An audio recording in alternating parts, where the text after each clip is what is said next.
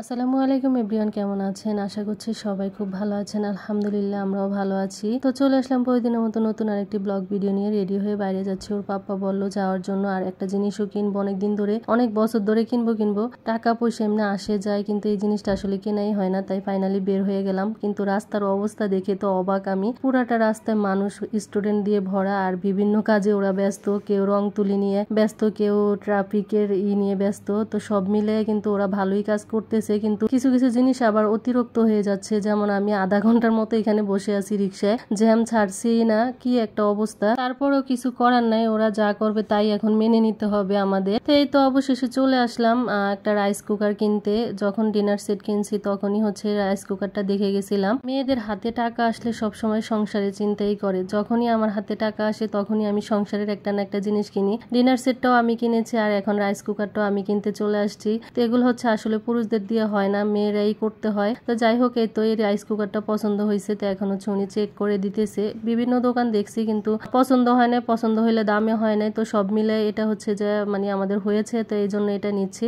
আরেকটা জিনিস দেখছিলাম, সামিয়া কেক বানায়, কেক বানানোর জন্য একটা হ্যান্ড বিটার নিতে চাইছিলাম, কিন্তু উনি দাম একবারই কমাইতেছে না। যেই দাম বলছে ওই দামই বলতেছে, একটুও কমাচ্ছে না। তাই আর নেওয়া হয় না। তো সামনের দিকে আবার যাব, তখন হচ্ছে নিয়ে আসবো। তো একটা একটা করে কিনতেছি, সব একসাথে কেনা আমার পক্ষে সম্ভব না। তো রাইস কুকার কেনা শেষ, এখন যাচ্ছি সামিরের জন্য কিছু গেঞ্জি প্যান্ট কেনার জন্য। অনেকদিন ধরে কিনবো, কিন্তু পরিস্থিতি ভালো ছিল না, এই জন্য বাসার থেকে বের হওয়া হয় নাই। এখন আসছি যেহেতু, এই জন্য ওর জন্য কিনে নিয়ে যাচ্ছি। আর ওর সব গেঞ্জি প্যান্ট নষ্ট হয়ে গেছে, এই জন্যই আসছি, না হলে এখন কিনতাম না। ওর পাপার কাহিনী দেখে তো আমি হাসতে হাসতে শেষ, হাঁটা যাচ্ছে না মানুষের জন্য, এই জন্য রাইস কুকার মাথায় উঠাই নিছে। সামিরের কেনাকাটা শেষ, এই জন্য এখন আসছি ওদের জন্য কিছু খাবার নিতে। তো অনেকক্ষণ ধরে বসে আছি, তাই ভাবলাম একটু ফালুদা খাই আমি। আর আমার একটু খিদাও লাগছিল, অনেকক্ষণ ধরে হাঁটাহাঁটি করছি সামিরের জন্য গেঞ্জি প্যান্ট কেনার সময়। তো এই তো এখন বাসায় চলে যাচ্ছি, খাবার টাবার নিয়ে যা দরকার ছিল সব কাজই হয়ে গেছে আলহামদুলিল্লাহ। তো এই তো বাসায় চলে আসছি, এসে হচ্ছে সামিরের গেঞ্জি প্যান্ট গুলো খুলে দেখতেছি। তো প্যান্ট হচ্ছে বেশি আনা হয় না, একটা প্যান্টই আনছি। ওর যদি পছন্দ হয় তারপরে যে আবার দুইটা আনবো, কারণ ওর কোনো জিনিস সহজে পছন্দ হয় না। গেঞ্জি গুলো আনছি বেশি করে, ওর গেঞ্জি এগুলো ভালো লাগতেছে না, তারপরেও পরাবো জোর করে। তো এই তো এই রাইস কুকারটা নিয়ে আসছিলাম। সামিরের মিস বাসায় ছিল এতক্ষণ, তো যাওয়ার পরে হচ্ছে ওদের পিৎজা আনছি। ওরা তো খুশি হয়ে গেছে, এই সমস্ত খাবার ওরা খুবই পছন্দ করে। যেহেতু ওদেরকে নিয়ে যায় না, তাই ভাবলাম যে ওদেরকে একটু খুশি করানো যাক। তো এই তো মিটবল বক্স আনছি, আর হচ্ছে পিৎজা আনছি। তো